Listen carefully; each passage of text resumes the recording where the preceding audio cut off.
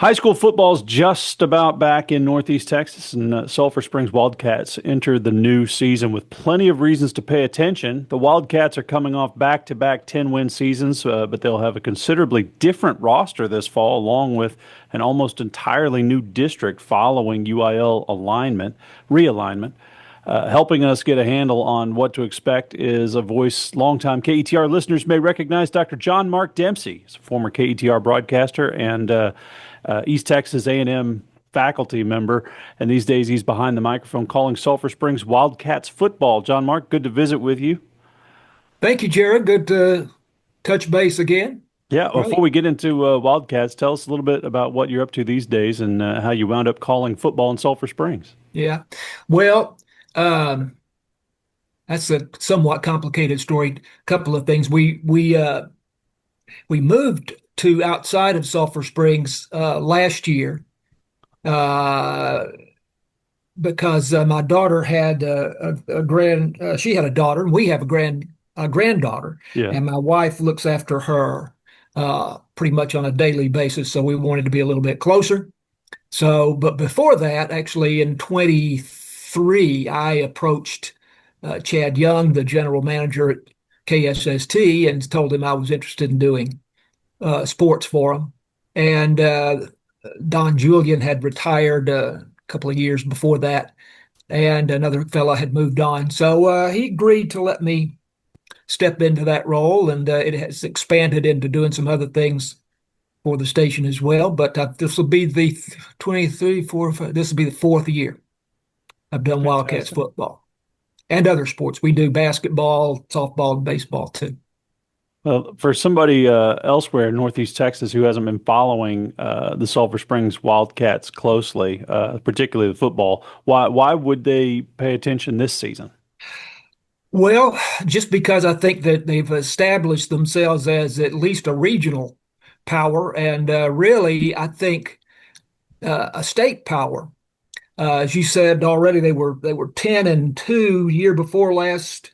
Actually, 10-3 years before last, and 10-2 last year, and lost out to Alvarado in both of the last two seasons. They lost just some fantastic games. They lost 2 years ago, 42-39 in the regional game, and last year they lost 51-43 in the area game.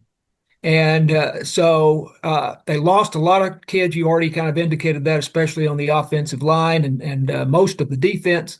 But what they do have back is a senior quarterback named Deuce Timmons, who is a phenomenal young man. And Deuce last year was hurt on the first play from scrimmage of the first district game at Salina and missed the rest of the season. Now, before that, I'm referring to my notes here, in the first 5 games of the year, he had 1,300 yards rushing, 21 touchdowns, 913 yards passing, 13 touchdowns, and it completed 82% of his passes. So he is a remarkable talent. And no telling really how far they might have gone last year if they had had him. Mason Cooper, senior quarterback, came in, did a really creditable job. But Deuce is a special talent, and they do have him back. A lot of speed. He was on the regional champion relay teams and went to state track in the spring. And being recruited, I'm surprised that he's not being recruited by Division I schools. That may change, but right now being recruited by Midwestern, one of our old foes in the Lone Star Conference, and A&M Texarkana, which is starting football next year. And I think we had 7 Wildcats go to A&M Texarkana this past off season. So there's going to be a strong Sulphur Springs flavor on that team when they start up next season. But Timmons is a special talent. And, with him, just, who knows how far they can go. He's really fun to watch. Well, and Brandon Faircloth, part of that program, since they were 0-10 back in 2021. Right. What else do you see changing from the coaching standpoint? Well, there's almost nothing changing from the coaching standpoint. I talked to Brandon The first week of practice, and one of the questions I asked him was, "Well, what changes do you have in your coaching staff?" And he said, "None.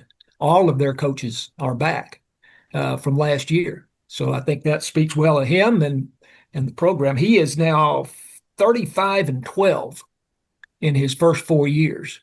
They came from Port Neches Groves, and I think really has established a very good program. JV team last year was 10-0 and won district. Yeah. So that's a good reason for optimism, even though they had 13 kids from last year's team that went on to play college football or accepted letters of intent to play college football. That's very unusual. But most of those kids on defense, they lost Jackson Hare, really fantastic, all-purpose back, kind of a Christian McCafferty type kid, great rusher, pass receiver, and he's going to A&M Texarkana. Mm-hmm. But with Deuce back, I think the sky's the limit, and they have a great receiver by the name of Jackson Virgil, who's just a junior, 6'4", 200 pounds, and he's being recruited by, let me look down here, it is Oregon State, Texas State, UTEP, Lamar, and Texas Southern. A really talented kid.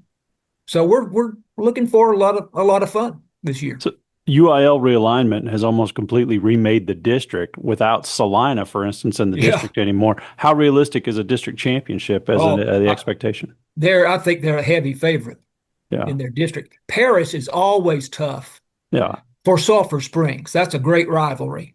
And that game is always a competitive game. So they'll have to get past Paris. They have to get past whatever it is, 4 or 5 other teams as well. But I think Paris is the obvious major challenge that they have, and they get that game at home on October 18th, so that's good. And so Brandon is going to have to work hard to keep them focused, I think, during the regular season, because they're perhaps not going to be seriously challenged in district unless it's by Paris.